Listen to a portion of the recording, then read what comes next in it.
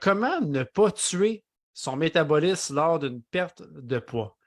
C'est un sujet, une question qui revient souvent, en fait, puis une problématique qui revient souvent. Des gens qui ont eu des ralentissements de métabolisme ou qui ont eu des problématiques, une résistance, en fait, à la perte de poids, suite des fois à des années de yo-yo, suite à toutes sortes de facteurs. Pour ça, on va regarder c'est quoi qui est le plus néfaste par rapport à ça, puis comment faire pour ne pas créer cette problématique-là en premier lieu. Comment faire pour avoir des résultats qui vont se maintenir plutôt que de créer une problématique qui va faire en sorte qu'on va tendance à reprendre le poids perdu par la suite ou à avoir de la difficulté à continuer d'aller vers les objectifs. Fait que j'en rencontre aussi régulièrement qui ont eu certains résultats, donc ils ont réussi à perdre un 5, 10, 15, 20, 30 livres, mais que ça stagne après ça, puis ils ne sont plus capables de rien avoir comme résultat, peu importe ce qu'ils font, peu importe à quel point ils serrent la vis, ils ne sont plus capables d'avoir des résultats. Puis c'est dans ce sujet-là, en fait, qu'on va découvrir la clé par rapport à ça. Donc, il y a certains points clés dont je veux vous parler ce soir. Est-ce que c'est quelque chose que vous avez déjà eu comme pensée, là, vous avez déjà entendu, vous avez déjà expérimenté des problèmes au niveau du métabolisme, d'avoir déjà entendu peut-être que votre métabolisme était lent ou des choses comme ça? Je suis curieux de vous entendre dans les commentaires. Donc, laissez-moi savoir. Donc, premier point pour ne pas tuer son métabolisme, éviter la fameuse approche mange moins, bouge plus. C'est la fameuse approche qui est recommandée partout, mais c'est l'approche qu'il faut éviter le plus possible. C'est celle qui fonctionne le moins, en fait, généralement. Donc, la plupart des études s'entendent à dire que avoir une approche hypocalorique ne fonctionnera pas à long terme. Pratiquement toutes les études qui sont faites avec une diète hypocalorique vont montrer que par la suite, les gens vont reprendre et tout reprendre. Puis en fait, ce qui va arriver, c'est que la plupart du temps, les gens mangent moins, se ramassent en déficit calorique, bougent plus, donc ils créent plus de dommages musculaires et plus de stress sur le système nerveux et se ramassent avec une masse musculaire qui se met à diminuer. C'est le genre de choses que je voyais constamment quand je travaillais dans des grosses chaînes de gym où on faisait des bioimpédances. Les gens se mettaient à s'entraîner énormément, se mettaient à couper énormément les calories. Puis là, on pognait un plateau. Qu'est-ce qu'on faisait? Hey, on va rajouter du cardio à jeun le matin en plus. Tu as déjà un entraînement par jour, on va rajouter un cardio le matin en plus. Ah, ça marche encore pas? Hey, on va couper encore des calories. Puis là, oui, le poids descendait sur la balance. Mais ce que tu veux, c'est juste du poids qui descend sur la balance? Ou c'est de la perte de gras? Au final, c'est ce qu'on veut. On ne veut pas juste perdre du poids pour perdre du poids. Ça ne fait pas de sens. Perdre de la masse musculaire, c'est une des pires choses qui peut arriver parce qu'automatiquement, le métabolisme va diminuer. La masse musculaire est directement reliée au métabolisme. Donc, il faut vraiment faire attention avec ce genre d'approche-là pour s'assurer d'avoir suffisamment de gaz, parce que les calories, c'est du gaz, avoir suffisamment de nutriments, avoir suffisamment de protéines. Donc, c'est bien beau là, manger moins, mais si tu coupes dans tes protéines pour manger moins, c'est pas non plus l'idéal. Parce qu'encore une fois, c'est ça qui va permettre de bâtir notre masse musculaire. En fait, les protéines, c'est les blocs de construction de tout ce qu'on a dans le corps. Là. Même nos ADN sont faits de protéines. Tout ce qu'on a dans le corps est fait de protéines. C'est les blocs de construction. C'est bien plate, mais le corps, c'est une machine à survie, puis il va s'adapter. Puis la première place où il va aller piger s'il manque de protéines dans l'alimentation, c'est dans les muscles, qui est la réserve la plus abondante. Donc, s'il y a besoin de protéines pour aller faire des neurotransmetteurs, pour aller faire des hormones, pour aller faire la régénération des organes, c'est bien plus important que la masse musculaire. Puis c'est là qu'on se met à perdre de la masse musculaire. Le métabolisme basal se met à diminuer. Ce qui fait qu'après cette période-là où on s'est dit, hey, je vais m'entraîner 2 fois par jour, puis je vais couper mes calories pendant 6 semaines, 8 semaines, 12 semaines. Fantastique, j'ai perdu mon 20-30 livres. Mais là, le métabolisme il a diminué pas mal. On recommence à manger un peu plus, puis ça a entraîné un peu moins, puis tout d'un coup, le poids, il monte, il monte, il monte, il monte, il monte. Où on arrive à un plateau, encore une fois, qu'on n'est pas capable de briser parce qu'on est pogné à continuer à faire ça ad vitam aeternam. Parce qu'on a endommagé notre métabolisme, on est en train de le tuer carrément. Donc, première chose à éviter, l'approche manger moins, bouger plus. Il faut préserver notre masse musculaire à tout prix. Les protéines vont être une des choses les plus importantes dans l'alimentation à ce moment-là. Et plus il y a d'entraînement, plus ça va en prendre. Par contre, il faut peut-être éviter de tomber dans justement l'hyper-entraînement. C'est là qu'on va avoir beaucoup de clients qu'en fait, on va recommander de diminuer l'entraînement, de le couper complètement. Donc, j'en ai déjà parlé, il y avait une cliente, Julie, qui venait, avait été référée par une autre naturopathe excellente, qui avait tout fait au niveau biochimique, elle avait tout travaillé avec des suppléments, des belles choses fancy, elle suivait un plan alimentaire à la lettre. Puis la fille, bon, elle fait du CrossFit 6 fois semaine, elle s'entraîne à la maison en plus, elle a un mode de vie go, go, go, elle n'arrête pas. Elle peut porter les enfants au hockey, fait ci, fait ça, elle a une entreprise en plus, fait que le stress est à côté. Grosso modo, elle a du stress jusque-là, elle baigne dedans. L'entraînement, c'est un stress de plus. Même si c'est positif, mais il y a un sweet spot. Trop, c'est comme pas assez. Donc à ce moment-là, il y en a juste trop. Puis ça vient surtaxer le système nerveux central, ça demande un système nerveux sympathique de combat, fuite, et ça fait en sorte qu'on garde ce poids-là plutôt que le laisser partir. Donc, le surentraînement ne sera pas bénéfique nécessairement non plus. Ou l'entraînement tout court. Dans un cas où il y a beaucoup de stress dans la vie, bouger va rester hyper important. On est fait pour bouger. On est des humains, on est fait pour bouger, être en mouvement, mais pas nécessairement pour avoir des entraînements intenses tout le temps. Puis ça peut être une période qui peut aider justement, si on veut vraiment venir activer le métabolisme, bouger plus, oui. Fait qu'aller marcher, aller faire du yoga, aller faire de la rando, des activités le fun, mais qui ne sont pas intenses, mais peut-être diminuer parfois l'entraînement qui est trop intense pendant une période de temps où ce qu'on veut justement venir travailler la perte de poids, s'il y a déjà plein d'autres stress partout, puis que notre système nerveux, il y a déjà de la misère. Donc, ça peut être une stratégie qui fonctionne. Elle, c'est ce qu'on a fait, est arrivé, fantastique, tu fais déjà un plan alimentaire à la lettre, tu fais déjà tout ça. Qu'est-ce qu'on pourrait faire pour améliorer ça? Ben, tu as trop de stress. C'est où le stress le plus facile qu'on peut couper? Ton entraînement, on arrête l'entraînement. À la place, j'avais dit de bouger tous les jours, faire du mouvement joyeux, quelque chose qu'elle trouve le fun. Ce qu'elle a décidé de faire, c'est de la danse. Elle dansait dans son salon, elle tripait, elle avait plein de bonheur à faire ça, des fous rires, c'était le fun avec les enfants. Puis ben là, elle s'est mise à se libérer de son poids. 5 livres, 10 livres, 25 livres. Puis après ça, de réintégrer de l'entraînement intense une fois qu'elle avait atteint son objectif. Mais elle comprenait aussi comment doser. Comment regarder si son système nerveux, il avait le goût de faire il pouvait y permettre de faire des choses plus intenses, puis quand est-ce que c'était de récupérer et d'aller plus dans du mouvement joyeux. Pas nécessairement être juste dans le gros entraînement intense de CrossFit à tous les jours. Peu importe ce qui arrive, parce que c'est à l'horaire, c'est ça, il faut que je fasse. J'ai déjà dit, l'habitude de l'habitude est plus importante que l'habitude. Fait que l'habitude de bouger est plus importante que ce que tu fais quand tu bouges. Ce qui est important, c'est que tu aies bougé. Puis bouger intensément, ça peut être super bénéfique. Là. Ben, dans son cas à elle, quelqu'un qui avait beaucoup trop de stress dans sa vie, c'était un stress de trop, tout simplement. Puis ça lui empêchait d'avoir des résultats, puis ça nuisait à sa masse musculaire aussi. Donc, en coupant l'entraînement totalement pendant cette période-là, où elle focusait sur son alimentation, puis ses autres stress restaient là, elle a pu se libérer du poids en trop sans affecter sa masse musculaire, parce que c'est le fun, on le regarde avec des bioimpédances en clinique, et par la suite, peut réintégrer l'entraînement intense, puis aller à son rythme, puis sentir quand est-ce que, OK, je me sens fatigué, je sens que mon système nerveux veut que je me repose, mais je vais faire quelque chose de moins intense, continuer à bouger. Puis intégrer plus de choses avec bonheur. Vous avez peut-être vu l'entrevue avec Maryse il y a quelques semaines aussi, athlète olympique médaillé, qui avait fini par prendre 50 livres. Puis une des choses qu'elle mentionnait dans son entrevue, c'était qu'elle était plus capable de faire d'activité physique pour le plaisir. C'était toujours pour la performance. Si elle allait faire du vélo, c'était les yeux rivés sur la roue, puis sur sa montre qui disait en combien de temps qu'elle avançait, elle ne prenait pas le temps de regarder les paysages. Alors que maintenant, quand elle fait du sport, de l'activité physique, elle peut prendre plaisir à le faire, puis c'est plus juste axé sur la performance. Puis pour elle, ça a été complètement game changer. Puis c'est une des choses qui l'a aidé à avoir des résultats puis à se libérer finalement de son 50 livres en trop. Donc, j'avais extrapolé un petit peu là, mais le premier point, manger moins, bouger plus, on veut arrêter ça. Ensuite de ça, dans la perte de muscle, il y a d'autres choses qui peuvent jouer. Puis là, je veux parler d'un sujet qui est un peu plus de l'heure. Il y a peut-être une certaine médication que vous avez entendu parler qui aide avec la perte de poids, le semaglutide, ou plus communément appelé le Ozempic.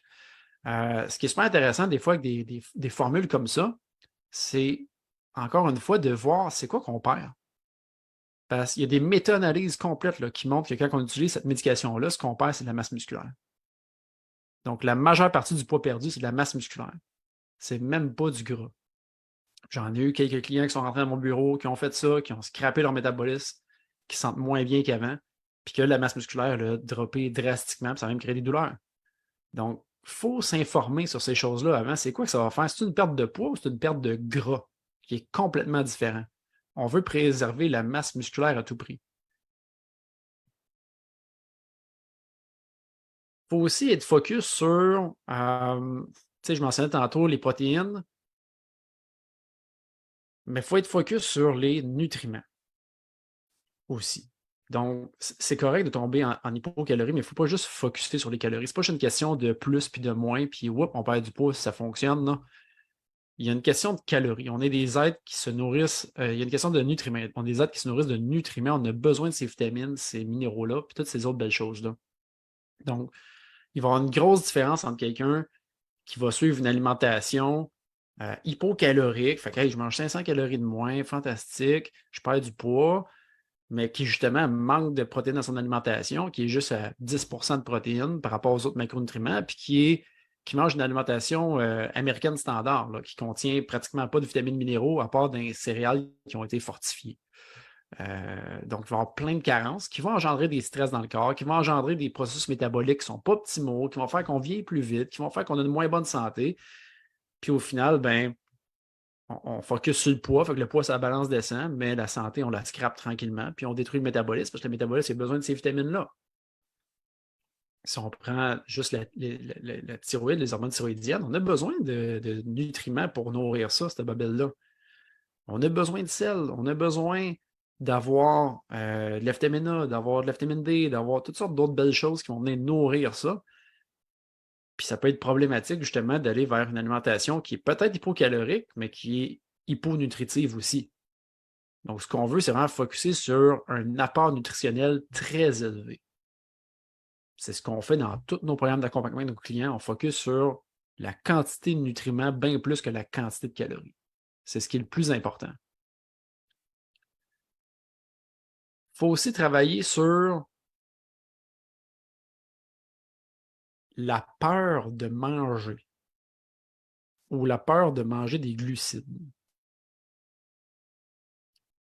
Il y en a beaucoup qui vivent avec cette peur-là, qui vont tomber, par exemple, accro au jeûne intermittent. Ils commencent ça, ils ont des résultats, c'est le fun. Puis là, ils tombent accro à ça, puis ils en font trop. Puis là, ils se mettent à avoir peur de manger parce que là, ils ont eu des résultats avec ça, fait qu'ils veulent continuer.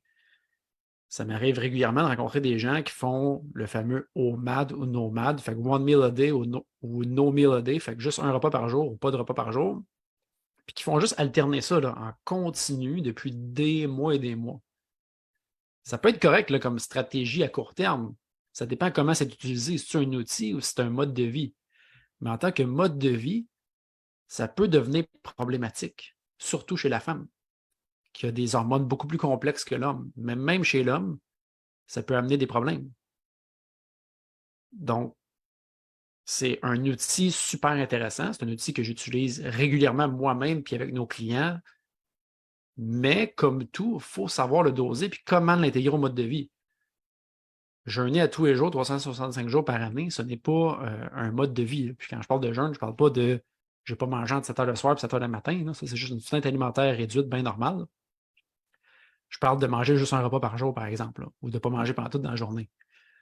Donc, ça devient problématique. On se ramasse avec des gens qui vont manger 500 calories par jour pendant des mois et des mois et des mois. Puis ça va avoir un impact très négatif au niveau des hormones thyroïdiennes, entre autres, de la masse musculaire. Puis les hormones thyroïdiennes sont directement reliées au métabolisme. Donc là, on va se ramasser à détruire notre métabolisme, à être fatigué, à commencer à prendre du poids partout, à perdre ses cheveux, à avoir les sourcils qui s'amincissent, à avoir la peau qui sèche. On avait des bons résultats au début, on perdait du poids, c'était le fun, on était excité par rapport à ça, mais on a abusé. Comme les gens qui vont abuser du surentraînement ou de l'entraînement puis qui vont créer du surentraînement. Le jeûne, c'est un bel outil, mais si on abuse, ça devient problématique. Puis ça peut engendrer des hypothyroïdies. Donc, il faut faire attention. Il faut l'utiliser à bon escient, puis en bonne quantité, en bon dosage. Donc, quand on se met à faire ça tous les jours, toute l'année, ça peut être problématique. Puis on se met à avoir peur de manger. Puis là, c'est sûr, qu'est-ce qui arrive? On endommage notre métabolisme. Dès qu'on mange un peu, on prend du poids. Fait que là, ça nous encourage dans nos propres croyances à continuer à faire ce jeûne-là en pensant que c'est bon pour nous. Alors qu'il faudrait simplement arrêter, normaliser. Oui, il va y avoir une prise de poids pour pouvoir, après ça, rebâtir sur notre métabolisme. La deuxième chose, c'est la peur des glucides, qui est une problématique de plus en plus courante. Avec l'alimentation keto qui est arrivée, carnivore récemment, toutes ces choses-là, il y a beaucoup de gens qui ont peur des glucides et qui pensent que ça fait prendre du poids. C'est sûr qu'il y a une grosse différence entre manger des glucides ultra transformés, manger un mac and cheese, manger des pains hamburgers, manger du gâteau, manger des crêpes, manger des bâtons ou manger de l'avoine, du riz, du quinoa, des patates. C'est très différent, là. Ça n'a pas le même impact dans le corps. Mais il y a des gens qui ont peur de manger des fruits. Je rencontre des gens qui viennent nous voir qui ont peur de manger des fruits. Ils pensent que ça va leur faire prendre du poids. Mais à quel point c'est problématique? Il faut savoir que les glucides, ça a quand même des rôles dans le corps. Est-ce que c'est essentiel? Non. On est capable de rouler ses corps cétoniques, on est capable de vivre avec ça. Ce n'est pas nécessairement essentiel. Mais il y a beaucoup de gens qui fonctionnent mieux avec des glucides dans l'alimentation, selon ce que j'ai vu en clinique, du moins. Puis j'ai eu un cas récemment d'une cliente qui a passé à travers notre processus, a eu des super bons résultats, perdu 35 livres, son énergie va super bien, ses douleurs sont toutes parties, mais arriver à être dans son mode de vie, puis à maintenir son poids, elle le maintient, mais elle a peur de réintégrer le glucide. Puis là, tout d'un coup, elle a commencé à se sentir fatiguée, elle a commencé à avoir un peu mal à la tête, à avoir de la difficulté à dormir, manquer d'énergie. Puis je regarde avec elle un peu qu'est-ce qui se passe, puis elle avait peur de réintégrer des aliments dans son alimentation, puis surtout des aliments contenant des glucides. Donc, la première chose que j'ai faite avec elle, c'est de venir modifier ça, puis on a rajouté des glucides, surtout au niveau de son souper, parce que les glucides peuvent aider à dormir en passant, peuvent aider au niveau du sommeil, ils vont aider avec la production de sérotonine puis de mélatonine. Donc là, elle mangeait des fruits au moins, mais là, on est venu réintégrer des glucides plus complexes. Des patates, des pommes de terre, de l'avoine, du riz, des choses comme ça. Mais c'est qu'à la base, elle avait la fausse croyance que c'est ce qui allait faire prendre du poids parce qu'avant, elle ne mangeait aucun de ces beaux glucides-là. Elle mangeait juste des glucides hyper transformés. Elle était habituée de manger du pain blanc, manger des pâtes blanches, des choses comme ça. Mais là, c'était d'apprendre à aller essayer des super beaux glucides complexes, non transformés. Puis là, elle a du plaisir. Là. Elle se fait de l'avoine, elle se fait du riz, elle se fait des patates, des choses comme ça. Son énergie est remontée. Son sommeil va mieux. Puis ben, elle sent qu'elle n'a plus à avoir peur des glucides, puis ça la fuel pour aller faire ses trainings. Donc, encore une fois, c'est souvent basé sur des fausses croyances. Il y a une très grande différence entre des aliments hyper transformés, des farines, des choses comme ça, puis des aliments non transformés. Il faut faire attention. Ils ne sont pas tous créés égaux, là, ces choses-là, puis ils ne vont pas tous avoir le même impact dans le corps. Puis en les mangeant avec d'autres choses aussi dans l'alimentation, on vient ralentir leur digestion, l'impact glycémique. Puis il y a une question de tolérance aussi, là. Il y a des gens qui vont mieux filer avec plus de glucides, moins de glucides. C'est une des choses qu'on apprend à faire avec nos clients dans leur phase de mode de vie, quand on travaille avec eux autres. C'est de voir, bon, toi, comment tu te sens selon ce que tu manges. Là. Une fois qu'on a fait un reset, puis tu sens réellement tes vrais feelings. Là. OK, tu sais c'est quoi la faim, ta faim, c'est quoi? OK, ça, c'est une vraie faim, c'est pas la soif, c'est pas tes émotions, c'est la vraie faim, tu es capable de sentir ça. Cool. Tu sens c'est quoi avoir 10 sur 10 d'énergie, fantastique. Maintenant, tu sais c'est quoi. Tu sens des vrais feelings dans ton corps, tu t'es reconnecté. Parfait. Maintenant, comment tu te sens si on rajoute plus de gras ou si on en enlève, si on rajoute plus de glucides ou qu'on en enlève? Comment tu te sens? Puis tel type de gras, tel type de glucides. Ah, on va aller avec des glucides de type produits céréaliers ou on va aller avec des glucides de type végétaux comme des patates, pommes de terre. Oh, OK, ben, ça se peut que tu te sentes complètement différemment. C'est là de venir travailler, puis s'écouter, puis voir, OK, ben moi, ça me fait super bien, ça, je me sens moins bien. J'ai déjà parlé, là, personnellement, les gras, si j'en mange trop, même des bons gras, je mange un avocat au complet, mettons, dans un repas, là, je vais super mal filer après, je vais avoir une perte d'énergie, je vais avoir mes selles vont devenir vraiment pas belles après, ou du moins, ils vont être très tachantes. Puis, je me sentirai juste pas bien. C'est un bon gras, là, l'avocat. Mais si j'en mange un au complet, c'est trop de gras pour moi dans le même repas. Tu prendrais Jérémy, au contraire, lui, il va se sentir super bien. Une alimentation de type keto, il se sent génial, lui. Super riche en gras, peu de glucides, protéines. Il se sent super bien avec ça. Moi, ça me prend plus de glucides pour me sentir bien. Ça me prend des protéines, puis ça me prend un peu moins de gras. Donc, c'est de voir qu'est-ce qui fonctionne pour toi. Mais à la base, c'est un peu la même base pour tout le monde. C'est les mêmes fondations, mais c'est de trouver après ça les ratios, qu'est-ce qui fonctionne le mieux. Puis ça se peut qu'il y ait des types de gras ou des types de glucides qu'on sente mieux. Jérémy en a déjà parlé, lui, il va se sentir plus plein, par exemple, s'il mange des gras de type animal. Fait que manger, par exemple, une pièce de viande très grasse, ça va le bourrer plus que manger une pièce de viande maigre puis rajouter de l'huile d'olive par-dessus. Si on fait le calcul, là, grammes de lipides pour grammes de lipides, il va sentir une différence par rapport à ça. Je vais me sentir plus plein si je mange des patates douces que si je mange du riz ou de l'avoine. En général, j'ai tendance à prioriser ces genres de glucides-là parce que je me sens mieux quand je mange ceux-là, je me sens plus plein, plus d'énergie. Mais je vais parler à quelqu'un d'autre, ça va être différent. Mais là, ça, c'est de faire des tests. Puis pour ça, il faut être capable d'être déjà à un état neutre, parce qu'on est capable de sentir réellement ce qui se passe dans notre corps. Si on est déjà full inflammé, qu'on sent rien, ça va être dur de faire ces tests-là. C'est là que bon, l'alimentation intuitive peut être problématique parce que notre intuition ne nous dit rien à ce moment-là. Donc, d'arrêter d'avoir peur de manger, d'arrêter d'avoir peur des glucides, puis trouver un équilibre, manger des vrais aliments, pas abuser des bons outils. Il y a des bons outils, mais pas abuser des autres. Encore une fois, l'équilibre est la clé dans toutes ces choses-là. L'équilibre est la clé de ne pas focusser à tout couper ou aller dans l'excès nulle part, d'un bord ou l'autre. Donc, c'est toutes des stratégies pour vous aider à ne pas tuer votre métabolisme lors d'une perte de poids, à penser. Évidemment, je pourrais parler de plein d'autres affaires. On peut parler du stress, on peut parler du système nerveux central, on peut parler de la respiration, on peut parler. Il y a plein d'autres choses qui peuvent rentrer en ligne de compte, mais je pense que celui-là était vraiment très important. C'est des choses que je vois vraiment régulièrement comme problématiques ou que les gens font puis qui viennent vraiment avoir un impact négatif au niveau de leur métabolisme.